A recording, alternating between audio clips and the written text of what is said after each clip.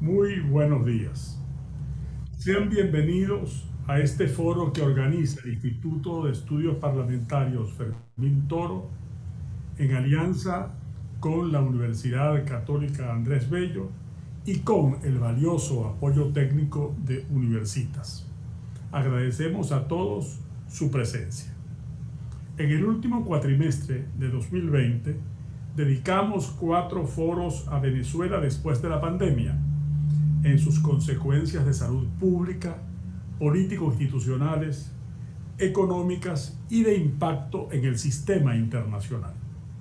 A 6 meses de aquellos eventos, con participación de expertos del más alto nivel, debemos volver a ocuparnos del COVID-19, porque a causa de indefiniciones, demoras e improvisaciones, la situación ha empeorado para nosotros. Mucho quisiéramos que la pandemia hubiera desaparecido de la agenda nacional, apremiada por una crisis profunda, ancha y todos sentimos como interminable. Pero este no es el caso. Opacidad informativa, incertidumbre en la vacunación, servicios médicos públicos en estado crítico, rechazo a la cooperación privada cuando todos hacemos falta y tensión innecesaria en las indispensables relaciones con la salud privada. Agravamiento de las desigualdades, tanto entre sectores sociales como entre regiones, y un contraste radical en cuanto a condiciones y posibilidades de cumplimiento de medidas cuyo anuncio no transmite la seguridad mínima necesaria. Un esquema 7x7, a veces alterado súbitamente, sorpresivamente, cuya racionalidad no se explica ni permite evaluaciones rigurosas acerca de su efectividad real, pero sí se conoce por informaciones directas o indirectas de un alto costo en empresas, en negocios cerrados o en riesgo de hacerlo, graves daños al trabajo formal y creciente informalización de la actividad económica. Hoy agradecemos a 4 venezolanos, distinguidos y útiles, todos de nuestra mayor estima, que hayan aceptado nuestra invitación a explicarnos la situación actual, presente, de la pandemia en todo su drama humano, desde los ángulos social, sanitario y de economía y trabajo. Gracias a Susana Rafali, cuyos admirables e incansables desvelos conoce el país, al médico Julio Castro, cuyas alertas han sido tan útiles, a María Carolina Uzcategui, talentosa empresaria y dirigente gremial del sector del comercio y los servicios, cuya visión será de seguro aguda y reveladora, y a Leonardo Renaud, diputado de la Asamblea Nacional 2016-2021, quien moderará este panel y relatará sus conclusiones. Con la reiteración de mi agradecimiento a todos por su compañía, dejo con ustedes a Leonardo Renaud. Muchas gracias.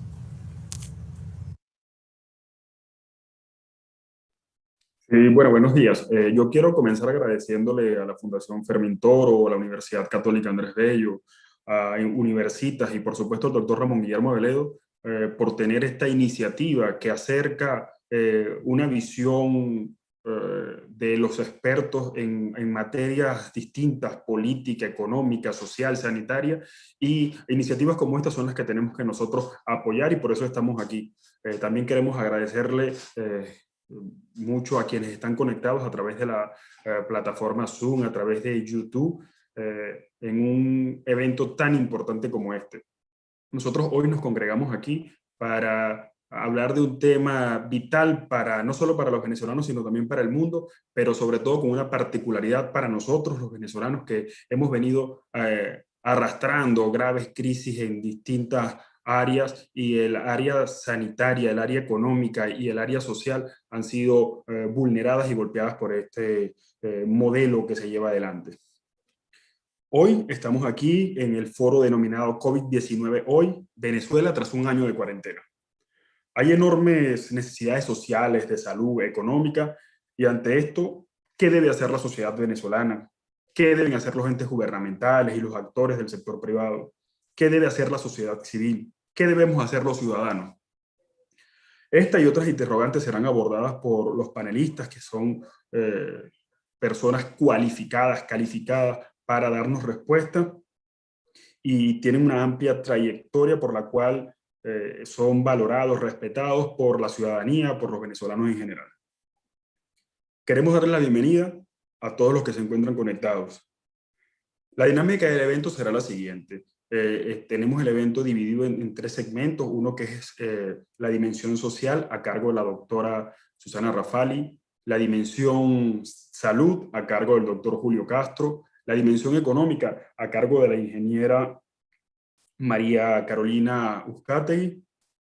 Ellos contarán con 15 minutos por cada una de sus ponencias, donde de seguro abordarán la dimensión en su totalidad del área que le corresponde, para luego pasar a un ciclo de preguntas y respuestas de 20 minutos, y al final habrá una relatoría y un cierre a cargo de mi persona. Yo sin más quisiera darle inicio a este evento y dejar en el uso de la palabra a la ponente, la doctora Susana Rafali, que es nutricionista, profesional acreditada en protección y asistencia humanitaria y defensora de derechos humanos, con trayectoria profesional de más de 20 años en los ámbitos de seguridad alimentaria y nutrición pública. Trabajó en acción contra el hambre en la Organización de Naciones Unidas para la Alimentación y la Agricultura, la FAO, también con Cáritas Venezuela, el Programa Venezolano de Educación, Acción en Derechos Humanos, PROVEA, la Red Venezolanos por los Derechos Humanos de Niñas y Adolescentes. En el 2017 recibió el Premio Nacional de Derechos Humanos de la Coordinadora de Derechos Humanos de la Sociedad Civil Venezolana.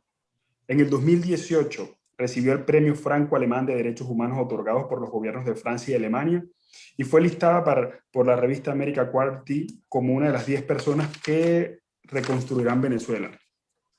En 2019 fue galardonada por su servicio público con el Woodrow Wilson Awards, galardonada también con el premio Alma Mater 2019, otorgado por la Asociación de Egresados de la Universidad Central de Venezuela.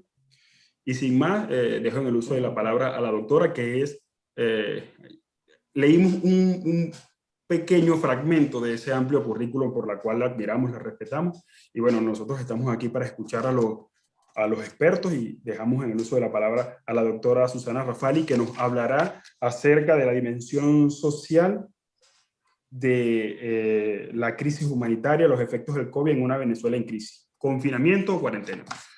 Tiene el uso de la palabra, doctora Rafali. Okay. Bienvenida.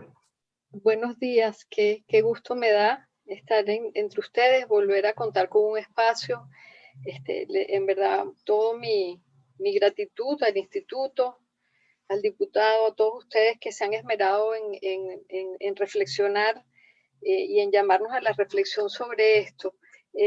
Yo pensaba anoche que poner todas estas cosas a la vista y que no nos confundamos que es porque la pandemia pasó, porque en muchos países los foros de reflexión tienen ese acento, sino lo veo con el temor de quien dice, no, todo esto hay que tenerlo a la vista para el próximo pico, y ya nos contará Julio un poco cuántos picos faltarán todavía aquí en América Latina y en Venezuela. Yo estoy muy contenta, además me hace mucha falta verles, a Julio, a María Carolina, que siempre nos encontrábamos en presencia, pero ha sido un alivio sabernos navegando este océano. Abrazo partido y siempre voltear y encontrarlos ahí, cada uno en sus espacios. Es mucho, lo social es mucho. Me junté con un montón de referencias muy interesantes de las organizaciones aliadas con las que trabajamos y sus informes 2020 que reflejan el impacto de la pandemia. Entonces, voy a compartir pantalla y a tratar de hacer esto lo más lo más rápido posible para que no me quede nada sin cubrir, porque creo que es valioso que las organizaciones hayan hecho el esfuerzo de documentar sus efectos, los efectos que vieron en su quehacer y en las poblaciones a las que atienden. ¿Ya cargó?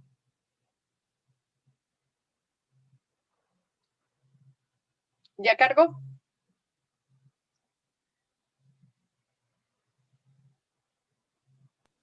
Hola.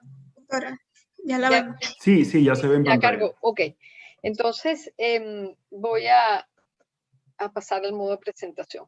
Entonces, dividí esto en evidencias, en dos partes de evidencias, una sobre los efectos de las medidas de contención de la pandemia sobre algunos procesos que eran necesarios para la acción social.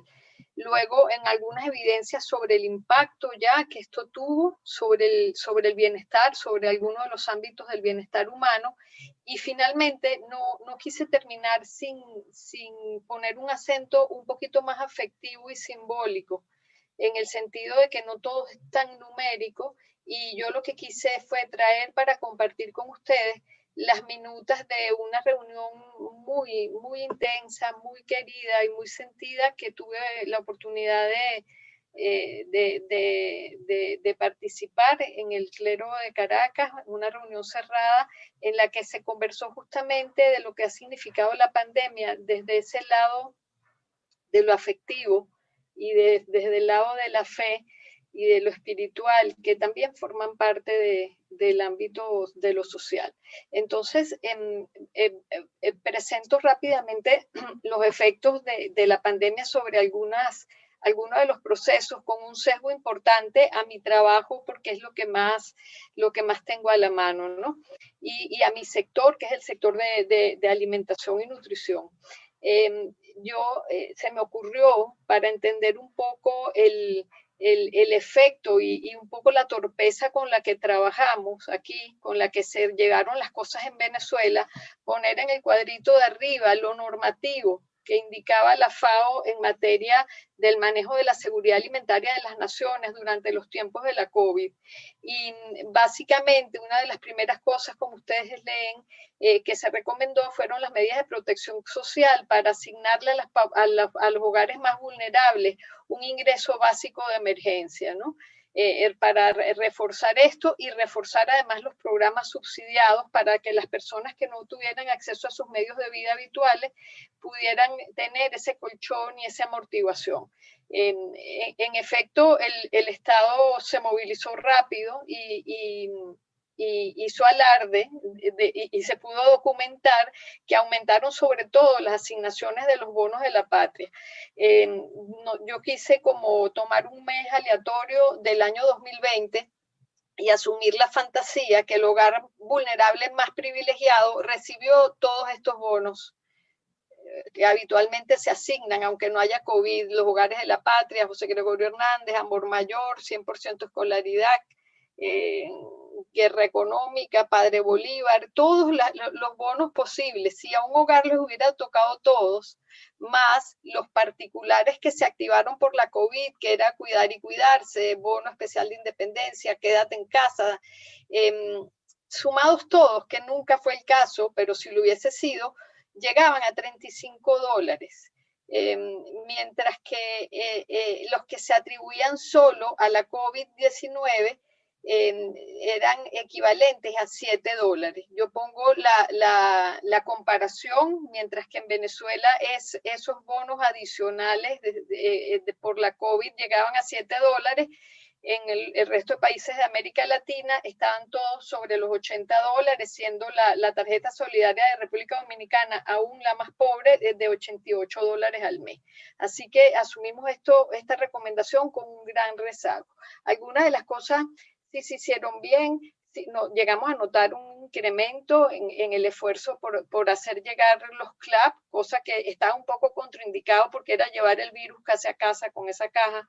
Pero luego se activaron cosas como la bodega móvil y estas cosas que de alguna manera sí daban cuenta de que se trató de responder de alguna forma. Otras se hicieron muy mal, las restricciones a la movilidad significaron un aumento considerable de las muertes por desnutrición en las prisiones. Recuérdense que el Estado no ha rendido en su responsabilidad de facilitar la alimentación en las poblaciones bajo su tutela, y que esto dependía de que los hogares puedan llegar a los presidios. Durante las restricciones a la movilidad, el flujo de alimentos a las prisiones y a los hospitales por parte de las propias familias se vio muy disminuido, y esto es uno de los grandes vacíos y bajas que hay que lamentar.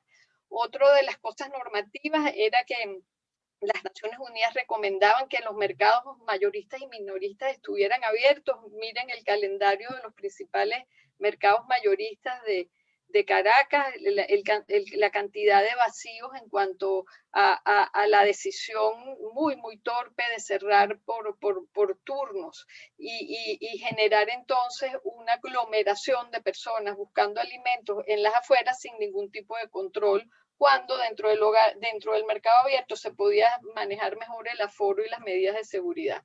En cuanto a nutrición, estos son los lineamientos universales que recomendó UNICEF, que era asignar más profesionales de salud, mantener el personal sanitario con especialización en los servicios de salud, nutrición, control de niños sanos, control prenatal a bordo, y no desviarlos a las áreas y a las funciones de COVID. Tratar de arrimar inventarios suficientes para evitar las consecuencias del control de la movilidad. Todo esto con la finalidad de mantener la continuidad de los servicios de salud primaria que no tuvieran que ver con el funcionamiento COVID. Eso verdaderamente sabemos que no se hizo. En esta lámina yo les estoy presentando el número de niños que vinieron a Cáritas entre febrero y septiembre de 2020.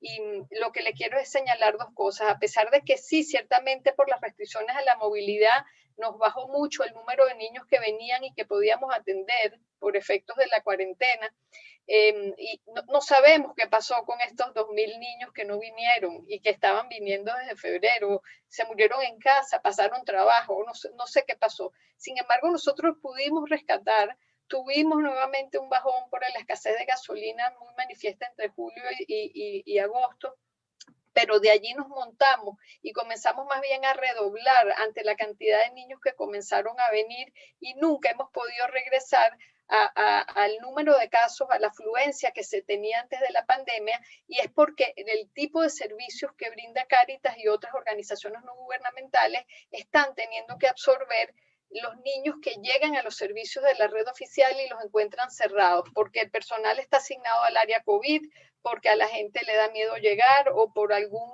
tema que haya interrumpido la continuidad de los servicios.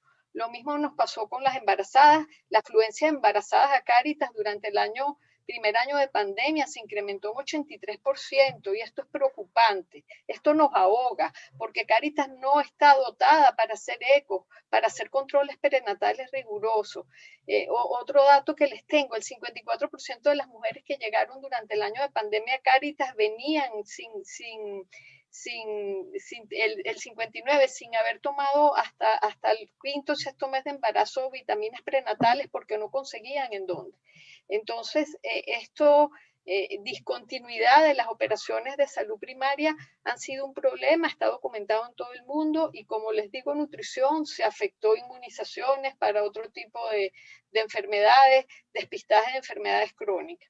En términos del manejo de esto, no me voy a extender aquí porque de esto hablé muchísimo durante la pandemia, ya Julio me lo ha escuchado varias veces. Nosotros creemos que gran parte de estos efectos se debió a que la COVID se manejó más como una emergencia sanitaria que como una emergencia humanitaria.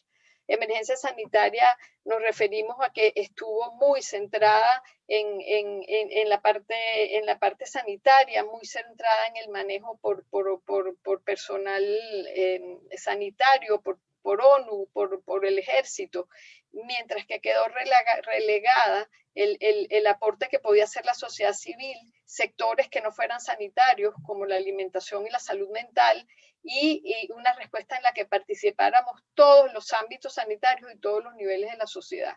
Entonces, los resultados fueron, ya me dirán cómo serían desde el punto de vista sanitario, pero desde el punto de vista de las otras necesidades humanas han sido muy precarios. ¿Qué impactos tenemos? En términos de la seguridad alimentaria a nivel familiar, esto que les estoy presentando es un clásico estudio de análisis, de gap análisis o análisis de brecha, en el que lo que le queremos mostrar es, para el 100% que cuesta una canasta básica de alimentos, por ejemplo, qué pasó antes, durante la pandemia y con la respuesta humanitaria. Entonces teníamos que antes de la pandemia, las personas más de los grupos más desfavorecidos que nos llegan y a quienes ayudamos, tenían una brecha de 45% del costo de la canasta con respecto a sus medios de vida. Es decir, los medios de vida no alcanzaban para cubrir la totalidad de la canasta, cubrían solo el 55% de la canasta, entre los bonos de la patria, que son más o menos el 3% del costo de la canasta, el salario oficial, las remesas, que aportan el 24% de esa canasta, y el aporte de los CLAP, que es el 25%.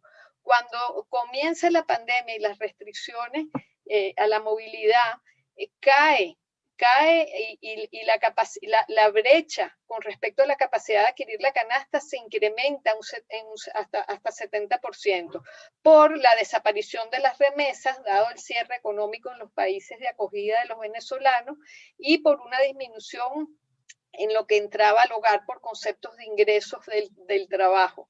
La respuesta que pudimos dar con transferencias monetarias, con el muchísimo esfuerzo y con toda nuestra fuerza, apenas cubre el 25% de esa canasta, así que aún con acción humanitaria, el déficit de la familia más pobre después de la pandemia con respecto a su canasta mínima de alimentos sigue siendo del 45%.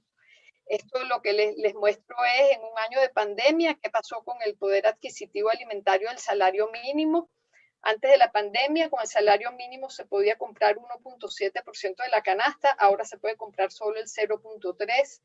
Antes de la pandemia se necesitaban 60 salarios mínimos para comprar una canasta de alimentos para 4 personas, ahora se necesitan 290 salarios mínimos.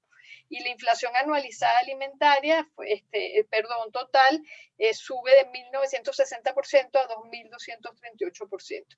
Es decir, que la pandemia estaba ahí, pero el resto de las cosas que nos hace difícil respirar también continuaron ahí y continuaron limitándonos mucho la capacidad de vivir. Esto es el comportamiento de las remesas con base en datos de Secodap y de la propia encuesta de Cáritas. El porcentaje de hogares que reciben remesas de menos de $50 se aumentó, y los que reciben remesas de más de $50 al mes se disminuyó en el año de pandemia.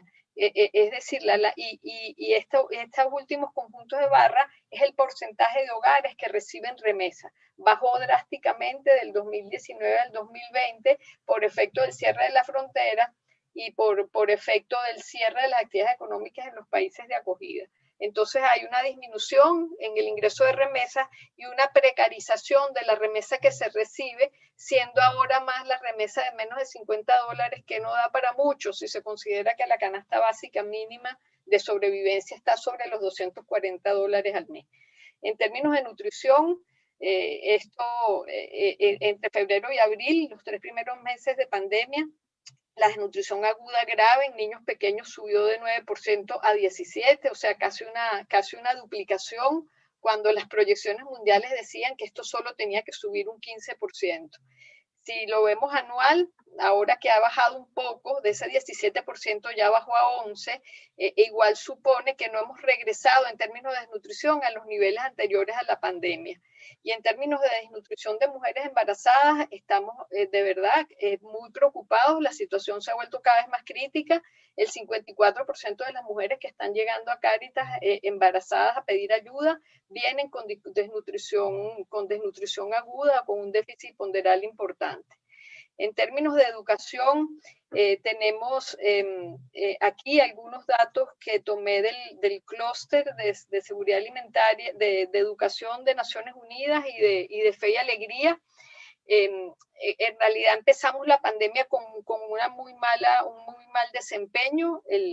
En el 2019 UNICEF decía que en Venezuela había 1 millón de niños sin escolarizar, así que en esa precariedad ingresamos a la pandemia y tenemos en noviembre del 2020 las propias estadísticas del Ministerio de Educación que dicen que el 31% de los hogares consultados apenas fueron los que dijeron tener buena conexión, es decir, el 70% no llegaron a tener una buena conexión para conectarse a las clases en línea. El propio Maduro afirma que el 44% de los estudiantes en ese mes habían tenido acceso a los contenidos educativos que el ministerio impartió.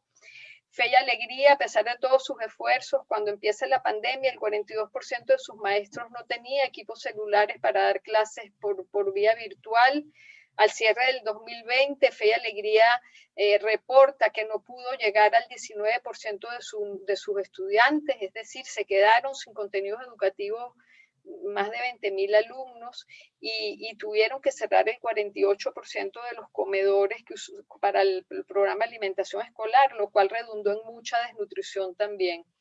En una encuesta de Secodap, los hogares califican la educación que estaban recibiendo en línea por cualquier vía de muy inadecuada e ineficiente.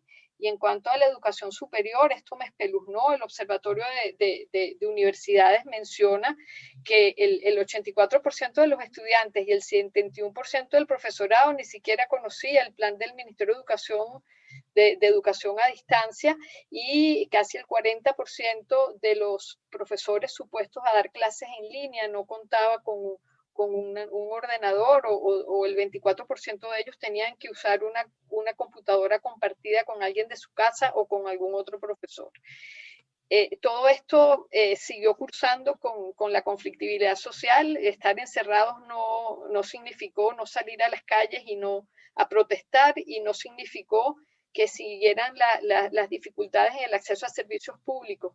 Estos son el número de protestas que reporta el Observatorio Venezolano de Conflictividad Social.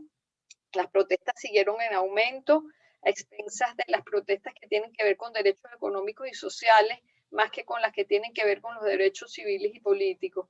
Vemos que la mayor cantidad de protestas se concentró a partir de julio, entre julio y octubre. No sé qué, no tengo a la vista la fecha de los picos que ha reportado Julio, pero creo que entre Julio Castro, creo que entre julio y agosto tuvimos picos y coincidieron justamente con la gente arrebatada en las calles, porque fue el peor momento de la escasez de gasolina y de la escasez de gas para cocinar. Estos son un poco las cifras de las protestas que tuvimos en el año de pandemia.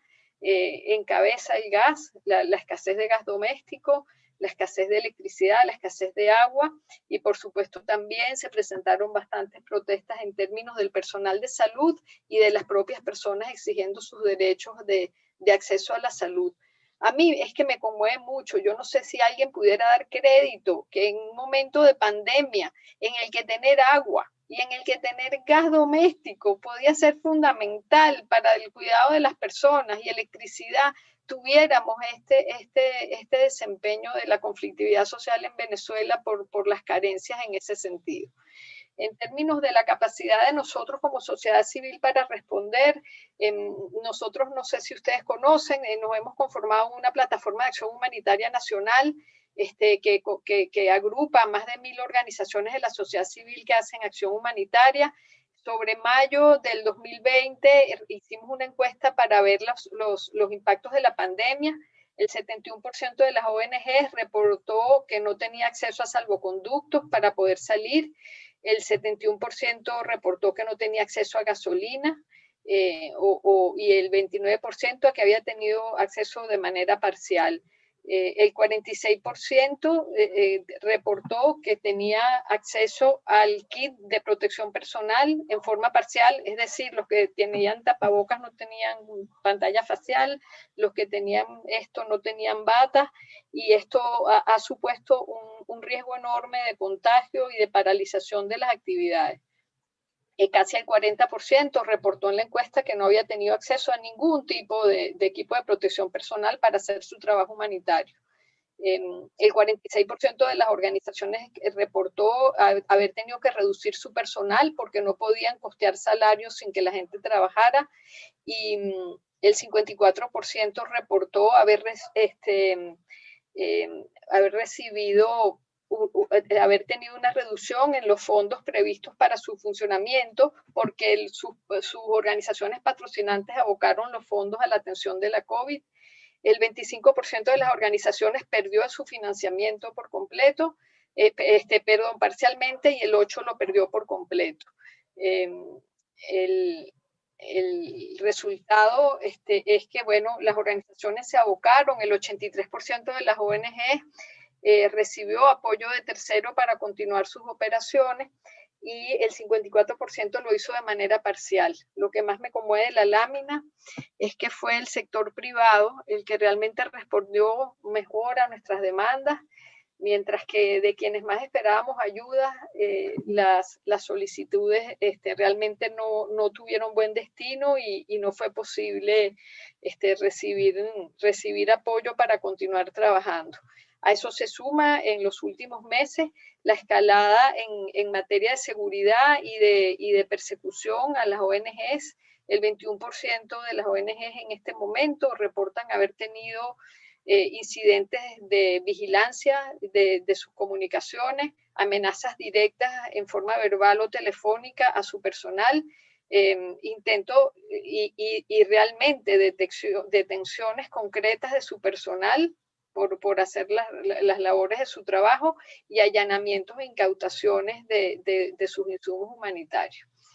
Entonces, ya para terminar muy rápidamente con lo más afectivo, sin tanto número, discutíamos en esta reunión con el clero de Caracas que la pandemia nos ha puesto en una situación de enfrentarnos con aspectos emocionales y afectivos muy fuertes.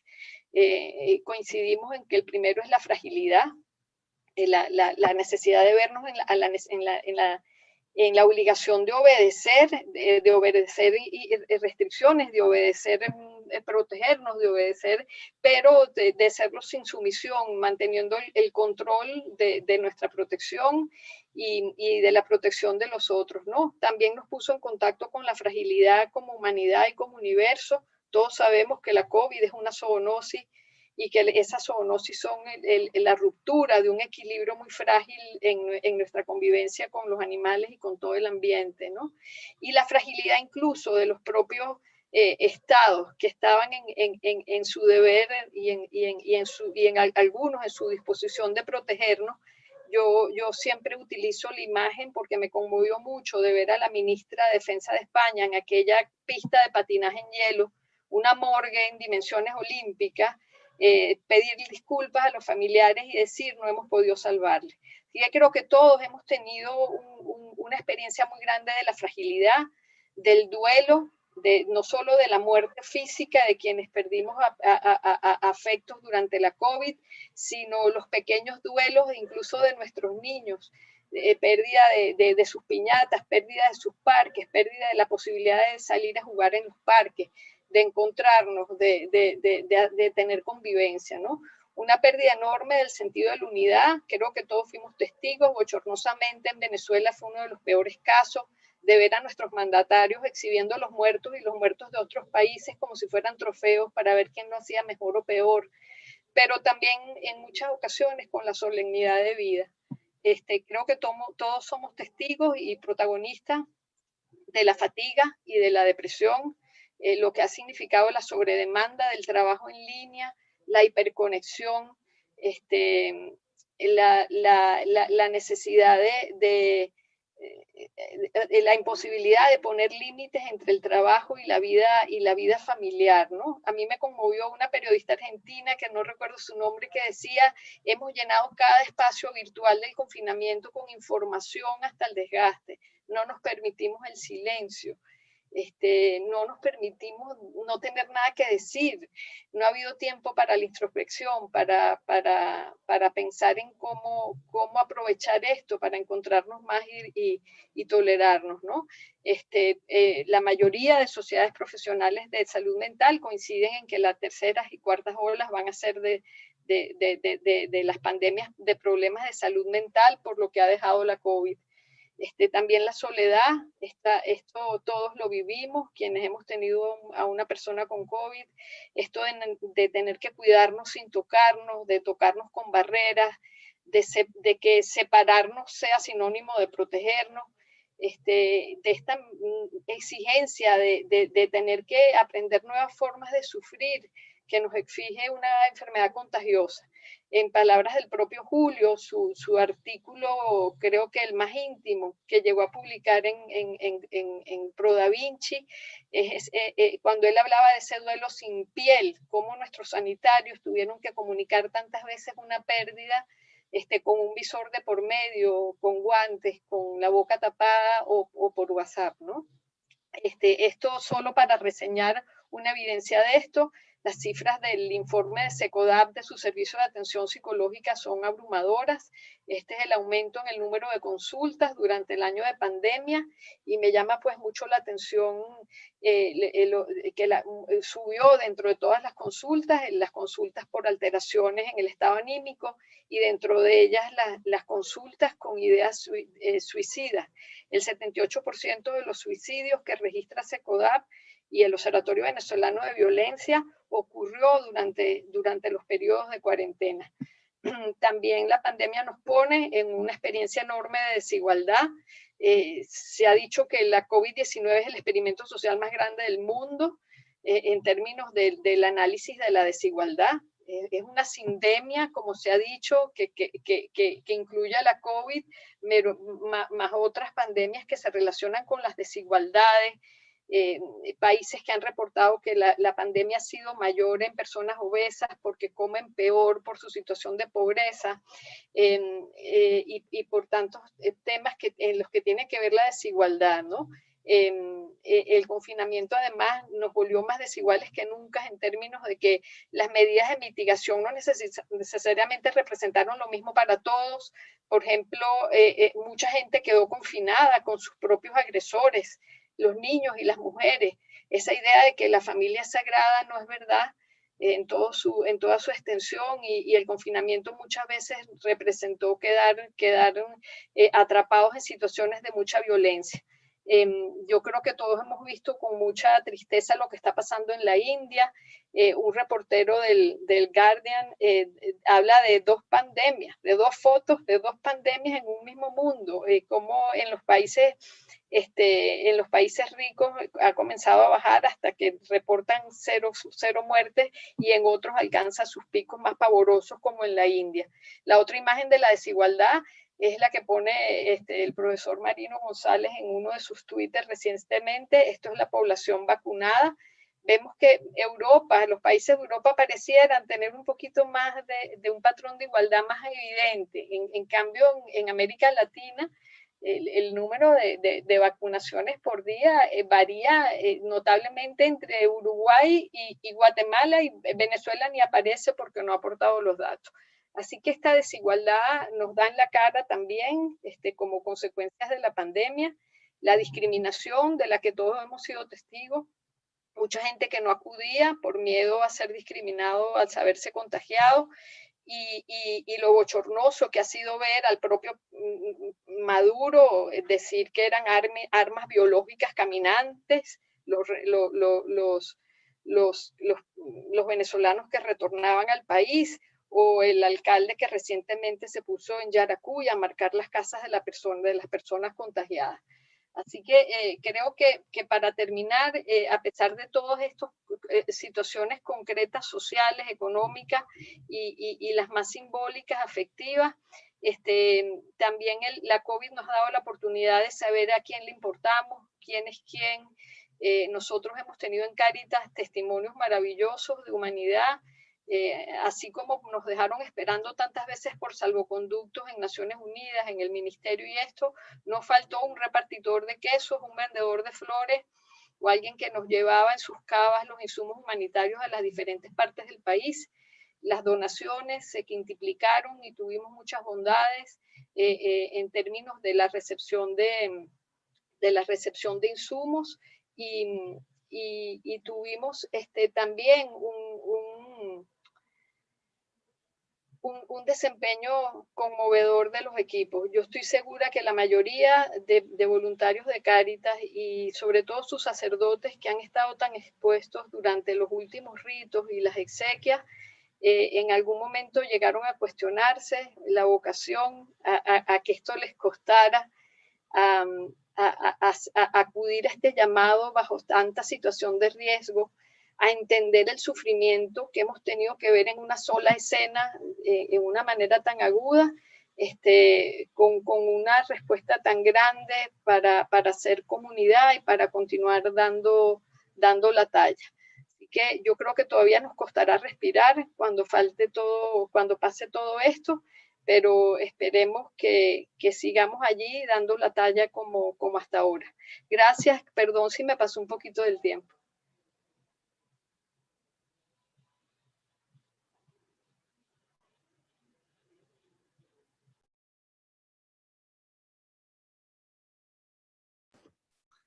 Sí, bueno, queremos agradecerle a la doctora Susana Rafali por esta ponencia que pone los pelos de punta, pero una cosa que hay que destacar es ese compromiso ciudadano que, a pesar de la negligencia, la impericia y la incapacidad gubernamental para tratar esta pandemia, hubo una sociedad civil que con las uñas tuvo que trabajar, pero ahí estuvo, y también hubo unos venezolanos, unos ciudadanos que estuvieron prestos y dispuestos a apoyar y ayudar. Para continuar con la ponencia, vamos con la dimensión salud, a cargo del doctor Julio Castro, médico especialista en infectología y medicina interna, director de la Organización Médicos por la Salud, miembro de la Sociedad Venezolana de Infectología y profesor del Instituto de Medicina Tropical de la Universidad Central de Venezuela, miembro de la Mesa Técnica Nacional para hacer frente al COVID, y bueno, quizá una de las voces más autorizadas, pero también una de las voces más tranquilizadoras, porque cuando uno escucha al doctor Julio Castro, cuando uno ve las exposiciones, los argumentos, los artículos de opinión, uno sabe que ahí hay alguien que conoce de la materia, un hombre que tiene una capacidad profesional evaluada por todos los venezolanos, admirada por todos los venezolanos, y que en lo particular, cada vez que vemos sus exposiciones, sentimos cierta tranquilidad porque nos habla con la verdad, pero también con argumentos que nos llegan al alma y que a pesar de esta crisis tan dolorosa que estamos viviendo, nos ayuda a seguir adelante. Con ustedes el doctor Julio Castro para hablar de los efectos de la pandemia en el sistema de salud y las vacunas. Gracias, Leonardo, por la invitación. Gracias al doctor Aveledo, al Instituto Fermín Toro y a todo su equipo, que tengo un aprecio importante. Y bueno, ya Susana hizo un esbozo del tema de lo social, que al final sentimos, la verdad, todos que no necesariamente estamos viendo siempre toda la parte de la película, ¿no? Eso nos preocupa un poco porque en realidad vemos una parte de la película y la película completa probablemente tarde años en que terminamos de entender los impactos generales que esto va a ir produciendo progresivamente. Y voy a tratar de una perspectiva de dónde estamos y hacia dónde vamos en términos de lo estrictamente de salud, si es que eso, digamos, puede tener alguna perspectiva en la cual uno le tenga como claridad. Creo que hemos perdido la capacidad de pronóstico en este año. Somos más cautos cada vez en el tema de pensar qué es lo que va a pasar, porque de alguna manera la epidemia nos ha ido sorprendiendo progresivamente. Esta primera lámina, una lámina actualizada hasta esta mañana, que es la secuencia de la epidemia. A medida que la montaña es más alta, significa que hay mayor número de casos por día o por semana, y lamentablemente estamos en los puntos más altos de transmisión desde que empezó la epidemia. Entonces, el primer concepto que tiene esta lámina es tratar de quitarle a la gente la sensación de que la epidemia se está acabando. Puede ser que en tu entorno haya mejorado un poco, pero eso no quiere decir que en el mundo haya mejorado. Y entendiendo que las epidemias tienen una distribución típicamente gaussiana, o sea, una curva de Gauss que habitualmente sube y después baja, si yo tendría que decir algo, es que a lo mejor estamos como en el medio de la epidemia. No necesariamente hemos pasado la mitad de la epidemia todavía, lo que significa que los impactos que ya hemos visto probablemente o se dupliquen o empeoren en el futuro cercano, aún con la vacuna. ¿Por qué digo esto? Bueno, porque yo trato de explicarle esto, esta lámina para explicarle a los estudiantes. En la lámina de la derecha es la curva de crecimiento de cada uno de los casos, del número de casos por continente o por región del mundo. Pero lo que alimenta ese río es una laguna, ¿okay? Es una fuente de agua. Y la fuente de agua va a ser proporcional, o el río va a ser proporcional en algún momento a la fuente. Entonces, fíjense lo que pasa con Asia, que es el gran productor de, digamos, donde está la mayor cantidad de seres humanos en el mundo, y África en segundo momento, y probablemente ha sido dos de los continentes menos afectados. Si eso empieza a hacer mella, y es lo que estamos viendo en la India en este momento, ya entendemos un poco cuánto queda de epidemia hacia adelante. Es posible que las vacunas modifiquen o contengan este fenómeno, pero esto hay que tenerlo claramente presente de qué es lo que tenemos por delante. Esto que lo puso en Twitter hace un par de semanas, parte de un análisis que venimos haciendo para tratar de entender cuáles son los determinantes de la pandemia. ¿Qué hace que unos países tengan más casos y otros menos casos, unas ciudades más casos y otras ciudades menos casos?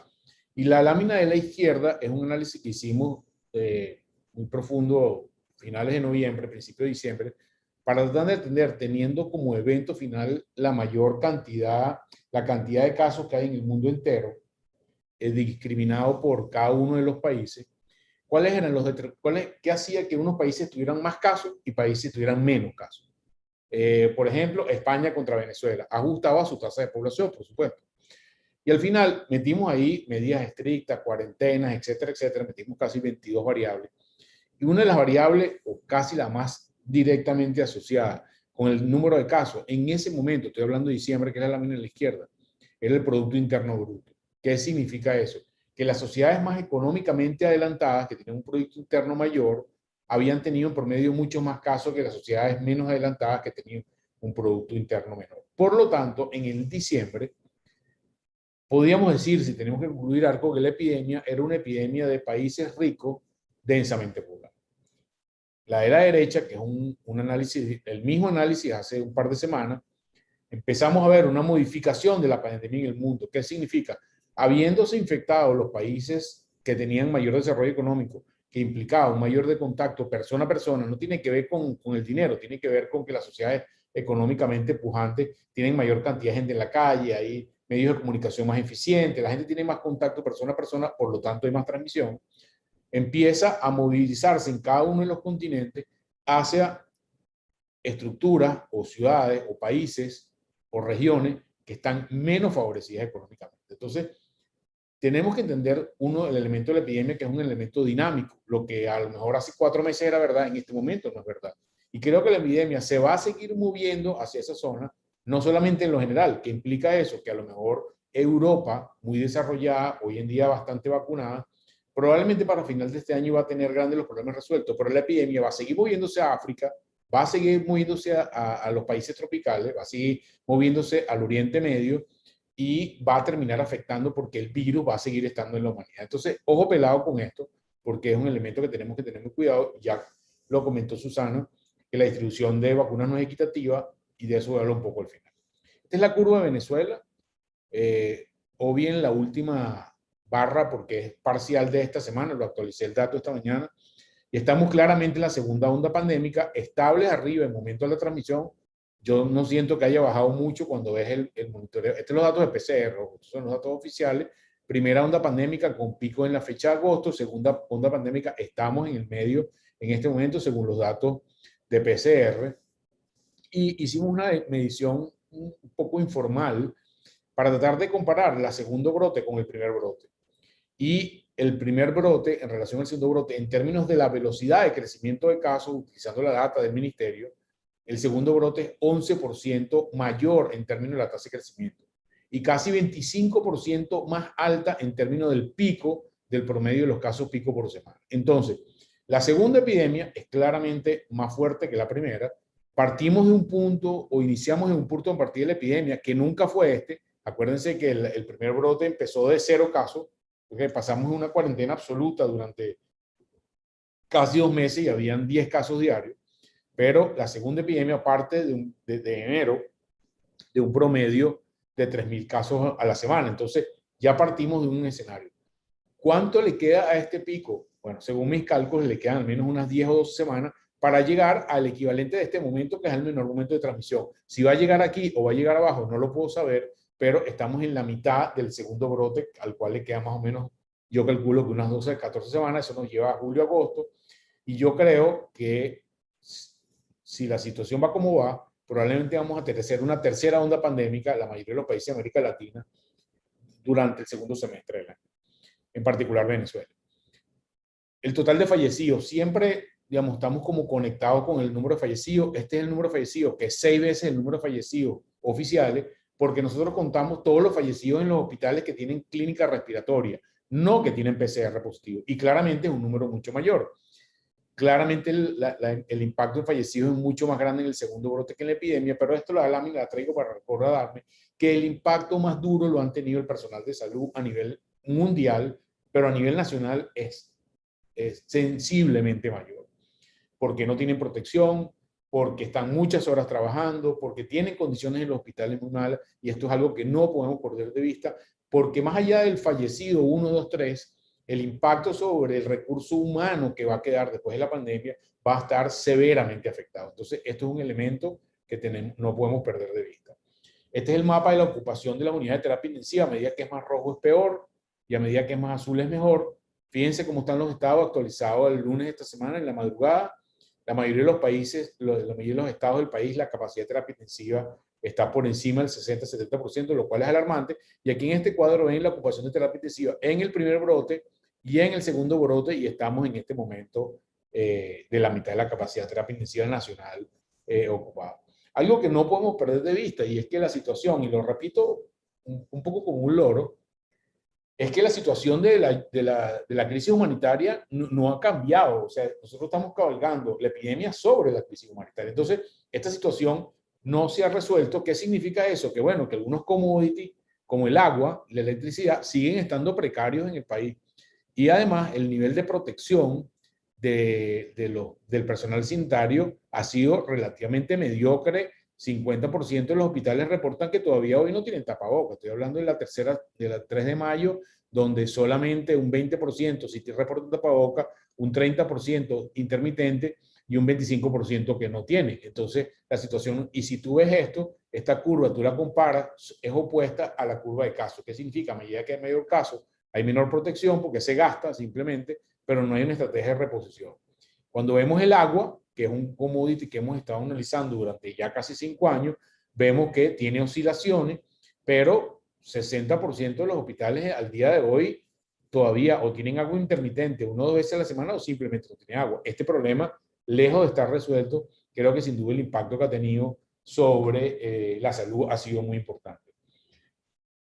Ya Susi habló del tema de la vacunación. Hasta el momento hay 1.000 millones de personas vacunadas. Yo uso esta lámina para decir 2 cosas. 1, las vacunas son eficientes, y 2, las vacunas son seguras. Pero, cuando tú ves por todas las regiones, empieza a bajar la tasa de vacunación en el mundo entero.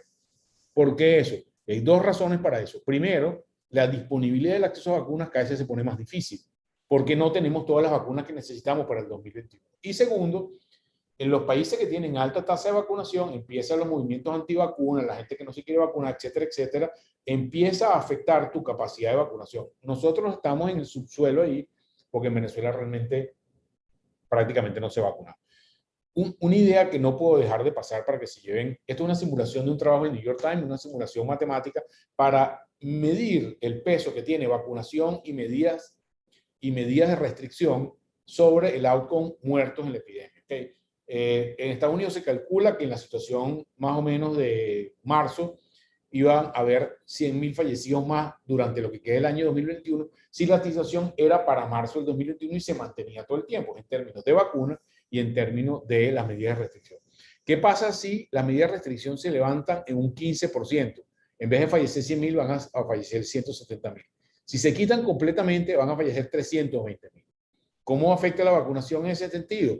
Esta es la situación en status quo. Si aumenta la vacunación, en Estados Unidos llegó a 3 millones en algún momento, y van a bajar de 100.000 a 90.000, y si se llega a 5 millones de vacunas por día, que no se ha llegado a ese, se va a bajar a 80.000. Entonces, esto nos da una idea de la potencia de las medidas de salud pública que implican las restricciones, el uso de tapaboca, el no espacio cerrado, no mucha gente en un mismo sitio, etcétera, etcétera, contra la utilidad de las vacunas en el mediano y en el corto plazo. Entonces, este balanceo es muy importante para entender qué son las cosas importantes que debemos seguir haciendo, y esto es un meme que me prepararon mis hijos, y lo uso para explicar que sigue siendo nuestro principal aliado. Mi chaleco antibala de todos los días en Venezuela y en América Latina va a seguir siendo las medidas de protección.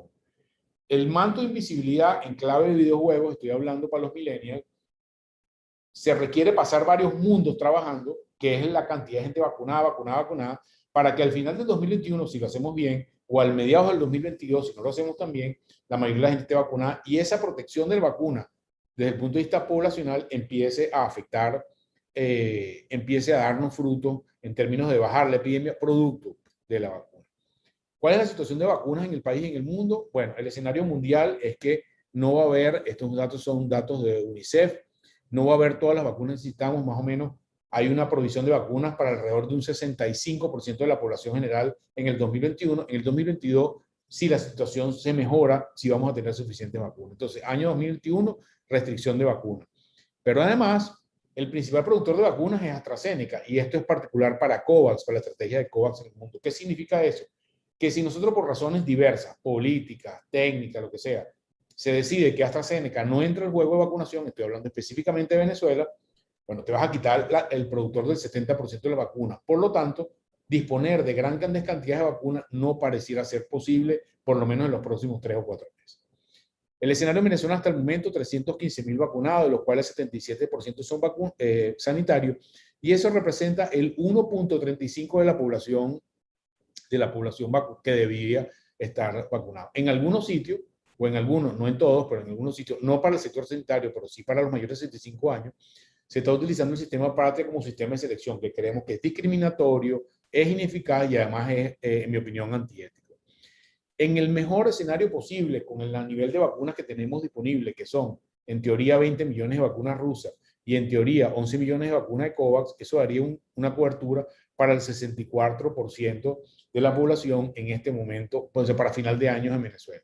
¿Cuál es la situación del mercado de vacunas en Venezuela? Bueno, hay mercado negro y esto sale por redes sociales, Instagram, la gente nos llama y nos pregunta si pago tanto, si me pongo tanto, tanto así que ayer tuve que poner un Twitter tratando de explicar mi posición en relación a la vacunación, esta VIP, etcétera, etcétera.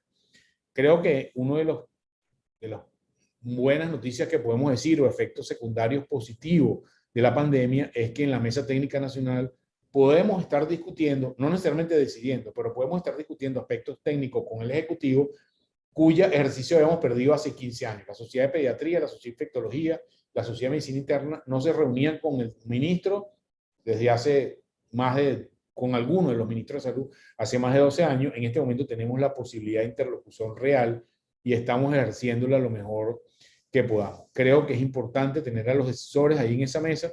Están también UNICEF, están OPS, están Médicos Sin Fronteras, está la Cruz Roja Internacional, y creo que estar discutiendo un plan de vacunación o estar discutiendo estrategia de vacunación, creo que va a rendir frutos positivos para todos nosotros que estamos allí. Para que entendamos un poco qué significa un plan de vacunación en Venezuela, ya está en los últimos minutos. Venezuela históricamente vacuna alrededor de 4 millones de vacunas, que es el PAI, el Programa de Empleo de Inmunizaciones.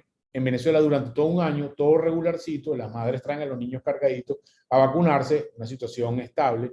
Nosotros tendríamos que subir esa brecha de vacunación, según lo que les dije, los números de disponibilidad de vacunas teóricos, a 31 millones de vacunas más 2 millones de vacunas del PAI, porque en la mitad del año, lo que queda es la mitad del año para efecto de vacuna, porque las vacunas en números gruesos empezarán a llegar en junio, julio. Entonces, la escala solamente, que es, como ven, 6 o 7 o 8 veces lo que hace el país, requiere de una infraestructura y una organización fuera de serie, fuera de lo normal, en términos de capacidad, en términos de dinámica, en términos de ritmo, en términos de monitoreo, completamente diferente a lo que nosotros hemos visto. Eso implica 5 millones de vacunas mensuales y eso requiere resolver problemas de procura, conseguir las vacunas que hasta ahora, como les dije, aparentemente tuvieran negociadas las 31 millones de vacunas, pero otros como almacenamiento, frío, distribución y lo más importante, la implementación. Tú puedes tener 30 millones guardadas en una cava, pero si tú no tienes la forma de colocarla, si tú no tienes el personal entrenado, a los voluntarios, a las enfermeras, a los médicos y a las unidades de vacunación alineadas en una estrategia común, no vamos a lograr vacunar aunque tengamos el 31 millones de vacunas. ¿Cuál es una de las propuestas que estamos discutiendo en la mesa técnica? Ir a un esquema combinado de centros de atención cercana, como son ambulatorios con centros, megacentros de vacunación, que es la que están haciendo la mayoría de los países por un tema de economía de escala. Después podemos hablar de eso con detenimiento, pero esto requiere un proceso de vacunación muy importante que entrenar a voluntarios para llegar a esa escala que necesitamos. Y la idea más importante, si todos en Venezuela, y voy a repetir el todo, siempre utilizo los mismos ejemplos, Fe y Alegría, Criollitos de Venezuela, Ejecutivo Nacional, oposición, militares, etcétera, etcétera en el país, no entendemos que la estrategia en Venezuela en el 2021 tiene que ser vacunación, vacunación, vacunación y poner nuestras capacidades al ejercicio de la vacunación, no vamos a lograr las metas que necesitamos. Eso es muy importante. Y lograr las metas es lo que nos va a permitir llegar a una vida normal. La distancia entre hoy y la vida normal pasa porque vacunemos al 70% de la población, al menos. Idealmente el 100% de la población en algún momento. Entonces, en la medida que lo hagamos rápido, nos protegemos contra las variantes, cepas, lo que sea, volvemos a una vida normal y puede volver a la vida económica, civil, social, sentimental, etcétera, etcétera. Por lo tanto, nuestra apuesta tiene que ser a vacunación. La vacunación tiene que ser eficiente, inclusiva, transparente, confiable, equitativa, y vemos como problemas de corto plazo, uno, la procura, la disponibilidad de buenas cantidades que implica, por una parte, tratar de torcer la voluntad en este momento que tiene el Ejecutivo de no dejar de vacunar AstraZeneca. Si logramos técnicamente mover esa decisión, vamos a ganar en términos de vacunas mucho tiempo. Y el otro tema, que Rusia tenga una disponibilidad importante de vacunas en el muy corto plazo, porque hasta ahora debían entregar 20 millones de vacunas y no han entregado sino nada más unas 400.000. Y en el mediano plazo, el tema de la implementación, escala, confiabilidad, la equidad y la construcción de las capacidades, y esto pasa por negociar. Yo voy a terminar por aquí. El último concepto no lo puedo dejar de lado. Venezuela sigue con otros problemas en salud muy importantes: malaria, sarampión, difteria, desnutridos, ya los cuales ya Susi habló, retraso de diagnóstico con cáncer, problemas de una muy alta mortalidad materna, dengue, etcétera, etcétera, etcétera. Esos problemas siguen estando allí y no se van a acabar, y tenemos que atenderlos también, en particular el programa ampliado de inmunización. Tenemos que ponerle atención, y aquí hay que, lamentablemente, comer chicle y caminar al mismo tiempo, porque de lo contrario, la pandemia va a pegarnos mucho más. Yo voy a terminar por aquí. Muchas gracias por la invitación.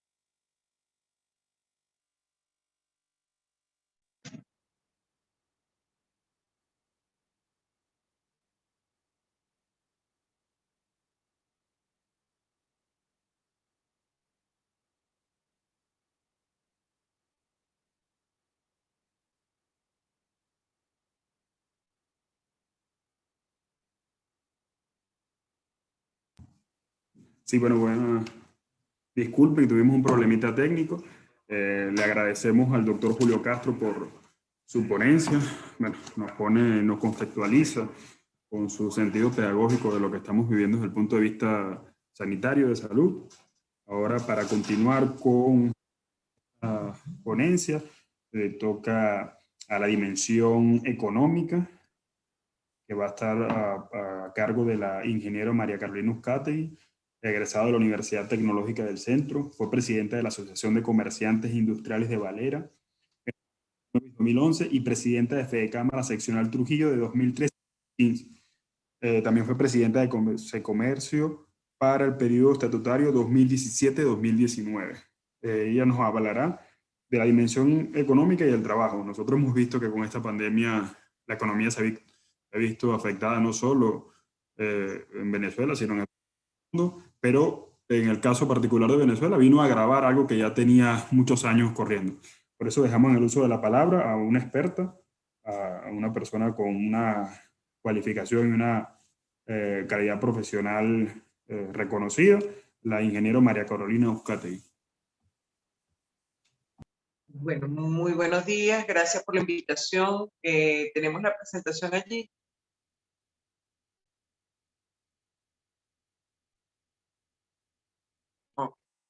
He tratado, como es bien sabido, los impactos económicos a nivel mundial han sido tremendos. Todos los países, sin excepción, como en todos, se han visto muy afectados y se ha redimensionado. ¿Me escuchan? Perdón, se ha redimensionado completamente la forma en que vienen operando empresas de diferente índole en los diferentes sectores.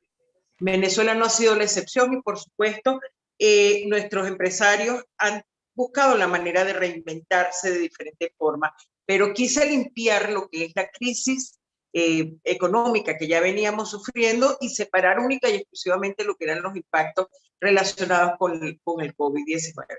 Pasemos a la siguiente página. Ajá. Algo que pude notar al consultar los diferentes sectores de la economía era que los problemas eran completamente transversales. No importa si estábamos hablando del sector primario, secundario o el sector que me haya correspondido representar, que es el de comercio y los servicios, la problemática sigue siendo más o menos la misma. En una primera instancia, lo que más notamos es el tema de desinformación. En el sector primario, por ejemplo, nos dicen que la gente, los trabajadores en los campos prácticamente no se protegen de ninguna manera. Existe una total desinformación en cuanto a lo que es tratamiento, atención, prevención, etcétera, etcétera, y pareciera que ellos como que no aceptan la realidad de lo que está ocurriendo a su alrededor. En el caso del sector secundario, en realidad, que es la parte de industria, manufactura en el país, la desinformación lleva a que se hayan hecho grandes inversiones en cuanto a lo que es, igual que en el sector comercio, prevención personal y bioseguridad, que en algunos casos no se sabe si realmente son efectivos, como los túneles de desinfección o como las alfombras de limpieza, que no se conoce realmente la efectividad de estos mecanismos y si realmente eran necesarios para poder combatir la enfermedad. La falta de cifras reales creo que ha sido un agravante en esta situación, puesto que la gente pareciera no tomar amplia conciencia de la necesidad que existe de prevenir, de tomar todas las medidas adecuadas, y observamos cómo tanto a nivel de los trabajadores como también a nivel del público que asiste a las empresas, en las oportunidades que puede asistir, lo hacen con total descuido, con mucho descuido, con poca precaución, con poca prevención. Algo que ha afectado muchísimo el desempeño económico ha sido la incertidumbre. Señalaba Susana, el 7x7 es algo que ha afectado a todos los sectores, y en el caso nuestro, no saber esperar cada domingo en la noche para ver si vamos a trabajar de manera normal o no, si vamos a poder abrir nuestros negocios la siguiente semana, si vamos a contar con transporte para los trabajadores en los diferentes lugares, ha sido un problema. Ayer con Industria me mostraba la última información, la última encuesta realizada entre sus agremiados, en la cual señalan que un 51% de las industrias del país no ha podido trabajar más de 3 semanas en un mes. Y de estas empresas, de estas industrias que siguen operando, que están operando, encontramos que, por ejemplo, sectores tan importantes para la situación que estamos viviendo, como es el sector medicamentos y el sector de lácteos, por ejemplo, no logran operar más allá del 30% de su capacidad instalada. Sin contar, por ejemplo, lo que ocurre con el sector de calzado y vestidos, que apenas llegan a un 7% en el mejor de los casos, y en el sector de autopartes, por ejemplo, no existe ningún tipo de operatividad en estos tiempos. El arrancar, el paralizar una fábrica, volverla a arrancar, con la precariedad que ya teníamos de servicios públicos y ahora con el ausentismo que puede traer el fatídico 7x7, pues es algo que realmente hace complejo el funcionamiento de estas industrias, y por eso es que vemos que no se ha podido operar más allá de 3 semanas continuas.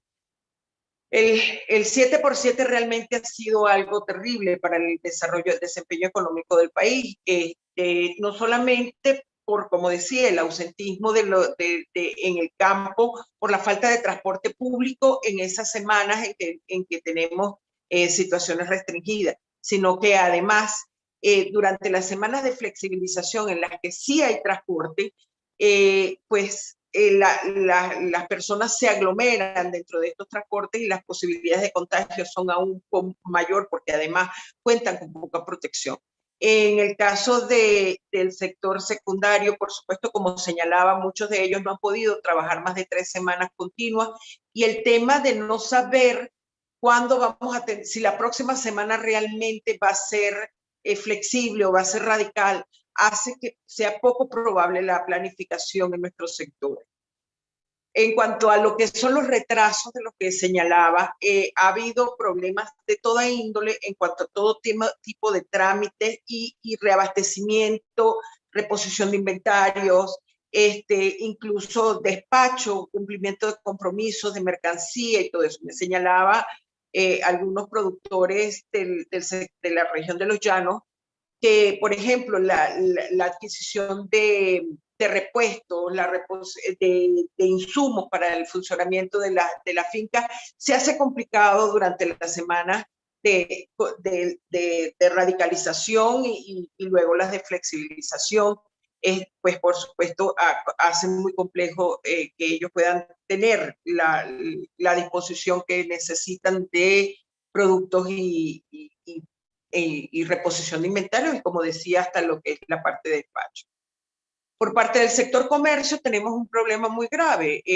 Las semanas de flexibilización, la gente pareciera que realmente trata de cumplir todo lo que tiene por hacer y sale a la calle de manera importante, por lo cual la situación que se ve, como es el caso, por ejemplo, de los centros comerciales, en los que la capacidad o digamos el número de visitantes a los centros comerciales en una semana de flexibilización puede ser más del doble de lo que ocurriría normalmente en situaciones normales. Por ejemplo, vemos el caso, decía el presidente de la Cámara de Centros Comerciales, de que en un centro comercial muy conocido en Caracas, cuando normalmente tenemos 3.000 personas como visitantes diarios al centro comercial, en semanas de flexibilización esa cifra puede elevarse a 7.000 y hasta más, 9.000 personas diarias, lo cual genera problemas tanto para los comercios que deben tomar medidas, tratar de cuidar la cantidad de personas dentro de los establecimientos, sino también que el mismo congestionamiento dentro de los centros comerciales hace complicado su funcionamiento. Y eso ocurre con todos los comercios. Debo señalar aquí un sector que me preocupa particularmente, que es mi sector, el sector en el cual me desempeño. No quise colocar cifras porque, bueno, sabemos que nosotros no podemos hablar de cifras en el país, pero yo pertenezco al sector funerario.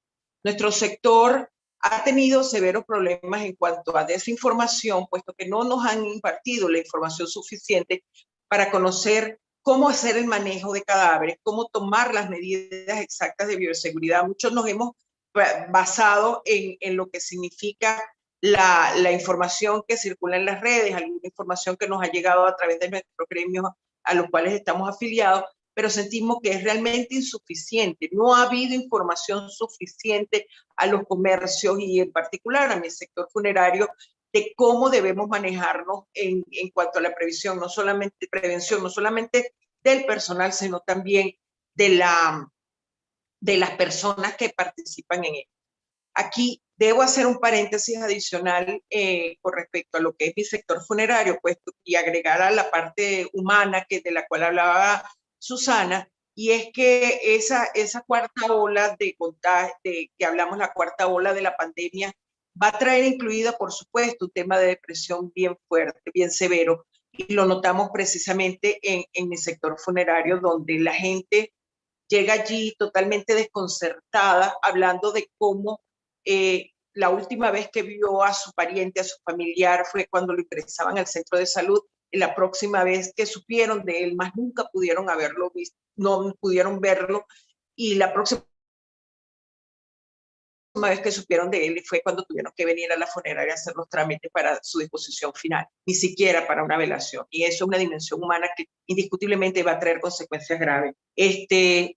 En fin, nosotros como sector funerario, a nivel económico, hemos tenido severos problemas con las autoridades locales, puesto que las autoridades de diferente índole, puesto que en muchos de los casos no somos tomados en cuenta como un sector prioritario que requiere, que somos parte de la cadena sanitaria y por supuesto requerimos salvoconductos, etcétera, etcétera, sino que además, y aquí debo confesar una problemática que nos está ocurriendo, lo que muchos usuarios piensan que es un abuso por parte de la funeraria en cuanto al cobro de los servicios, incluye la comisión, por llamarlo de alguna manera, que debemos darle a las autoridades de diferentes escalas, tanto a nivel de las morgues y hospitales, como a nivel incluso de autoridades regionales o locales, que nos exigen para poder, digamos, canalizar de manera tranquila o de manera fluida los casos de COVID con nosotros.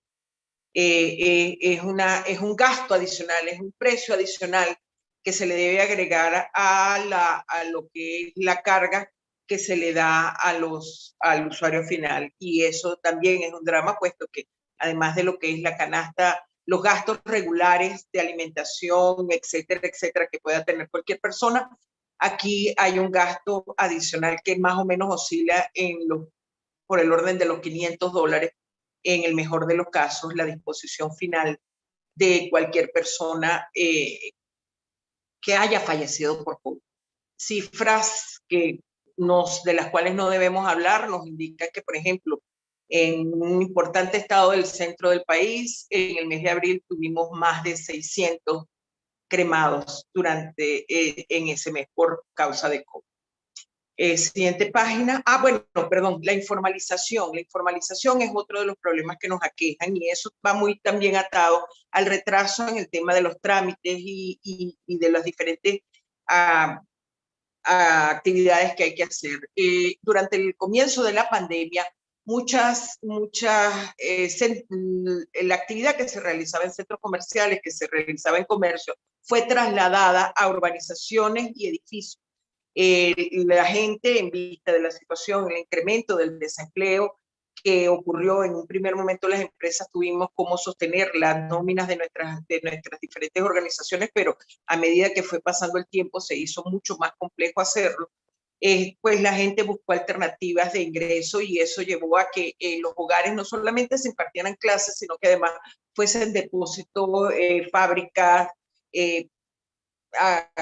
distribuidores de productos, en fin. El trabajo, digamos, la alternativa por la que optó la mayoría de la gente fue en realizar actividades económicas dentro de sus hogares, utilizando lo que era su mismo ámbito de trabajo, de vivienda, perdón, para poder hacer como nicho de mercado.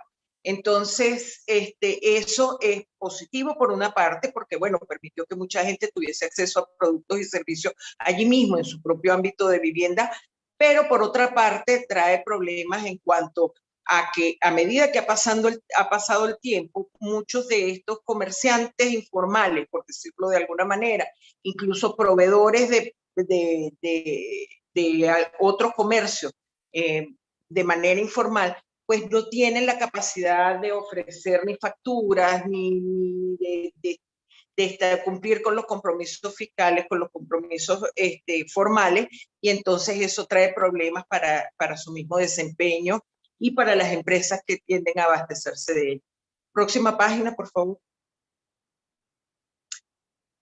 ¿Qué ha presentado la pandemia? La pandemia ha presentado también en el aspecto positivo oportunidades para el sector empresarial. Hemos tenido que desarrollar al máximo nuestra creatividad para tratar de funcionar dentro de las características de país que tenemos y de funcionamiento que tenemos. Muchas empresas han reinventado, han redimensionado todo lo que es su operatividad, sobre todo en el sector de comercio y servicio, puesto que hay que tratar de operar la mayor parte del tiempo posible en las mejores condiciones posibles. El espíritu emprendedor es algo que también se ha despertado muchísimo en estos tiempos. El delivery, que era una realidad en muchos países, inclusive fue fuente de empleo, ha sido fuente de empleo para muchos de nuestros jóvenes migrantes en muchos de los países a los que llegaron. En Venezuela no se había dado, y precisamente la pandemia terminó de despertar este proceso, y hoy día vemos como cada estado, cada región, cada ciudad, no importa el tamaño que tenga, tiene al menos un servicio de delivery que ha tratado de facilitar lo que es el funcionamiento de la cotidianidad de la gente. El teletrabajo, pensábamos que era algo imposible de alcanzar en nuestro país, por lo que sabemos, precariedad de servicios públicos, conectividad, etcétera, etcétera. Sin embargo, hoy día son muchas las empresas que ante el 7x7 y ante otras realidades que tenemos en nuestra cotidianidad, pues han logrado desarrollar algunas modalidades de teletrabajo que, aunque tiene la dimensión de la que hablaba Susana Rafal, de llevar al hogar, o sea, de no crear una línea separatoria en lo que son nuestras actividades laborales y nuestras actividades del hogar, sin embargo, ha podido más o menos mantener en pie el funcionamiento de muchas de las empresas. Muchas empresas, sobre todo en el sector comercio, se han visto en la necesidad de hacer cambio del objeto de la empresa para poder abrir y funcionar la mayor cantidad de tiempo posible. Por ejemplo, en ferreterías, mueblerías, tiendas de ropa, vendiendo alimentos para poder entonces obtener el permiso para operar. Esto ha implicado complicaciones en cuanto a lo que es la logística que debe haber dentro de los establecimientos, pero poco a poco, como decía, el espíritu emprendedor, la creatividad, la necesidad de salir adelante y el compromiso de servicio ha hecho que estos empresarios redimensionen su negocio,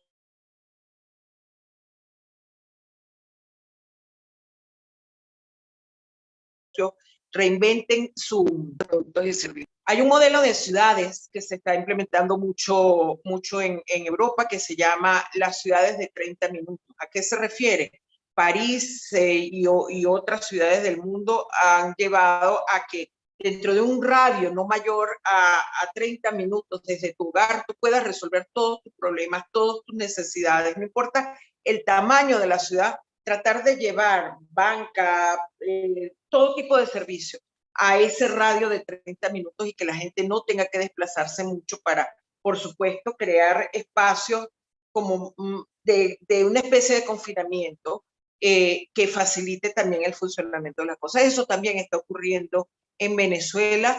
Hemos visto cómo dentro de los diferentes, como decía, no solamente lo que ocurrió en un principio de que muchas urbanizaciones se convertían en especies de centros comerciales, sino que además los servicios, los productos, la distribución de algunas cosas se ha llevado directamente a un ámbito más cercano a donde están los hogares, y eso ha facilitado mucho lo que es el desempeño de las empresas, de algunas empresas, o sea, de algunos emprendedores. Siguiente página, por favor.